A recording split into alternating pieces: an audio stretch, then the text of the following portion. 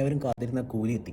Director Lokesh കനകരാജിൻ്റെ അടുത്ത പട അല്ലെങ്കിൽ പടയ്പ്പ് മാനഗരം, കൈതി, മാസ്റ്റർ, വിക്രം, ലിയോ. അദ്ദേഹത്തിൻ്റെ 6ാമത്തെ പടം. ഒത്തില്ല മോനെ, ഒത്തില്ല എന്ന് ഫുള്ളായിട്ട് പറയാൻ പറ്റില്ല. ഒരു സാറ്റിസ്ഫിക്കേഷൻ ഉണ്ടാവുമല്ലോ, പക്ഷേ അത് എനിക്ക് ഇത് കണ്ടപ്പോൾ കിട്ടിയില്ല. എന്താണെന്നറിയില്ല, മേ ബി എൻ്റെ ഒരു എക്സ്പെക്ടേഷൻ്റെ പുറത്തായിരിക്കും. ട്വിസ്റ്റുകൾ ഉണ്ട്, അതുകൊണ്ട് തന്നെ കുറച്ച് ട്വിസ്റ്റുകളുള്ളതുകൊണ്ട് തന്നെ കുറച്ച് എനർജി കിട്ടും. പക്ഷേ രജനിപ്പടം എന്നുള്ളൊരു പവർ ഇല്ല. എനിക്ക് ഏറ്റവും കൂടുതൽ ഇഷ്ടപ്പെട്ടത് ആ സിനിമയിലെ ഫ്ലാഷ് ബാക്ക് സീനാണ്. അത് ഇഷ്ടപ്പെടാത്ത ഒരുത്തനെങ്കിലും ഉണ്ടാകും. അതിന് ഞാൻ ക്രാഫ്റ്റ് മാൻ ഒരു ബിഗ് സല്യൂട്ട് കൊടുക്കുന്നു. കാരണം ആ പഴയ ഇതും അതേപോലെ സൗണ്ട് മോഡുലേഷനൊക്കെ പഴയത് കൊണ്ടുവന്നു പറയുമ്പോൾ വലിയ കാര്യം തന്നെയാണ്. സൗബിൻ്റെ ഡാൻസ് അതേപോലെ പെർഫോമൻസ് കൊണ്ടുപോയി. നിങ്ങൾ തൂക്കി. ശ്രുതി ഹാസൻ നല്ലൊരു പെർഫോമർ തന്നെയായിരുന്നു ഈ സിനിമയിൽ. വേറെ 5 മിനിറ്റേ ഉള്ളൂ അമീർ ഖാൻ. പക്ഷേ അമീർ ഖാൻ്റെ എൻട്രി പൊളിച്ചു.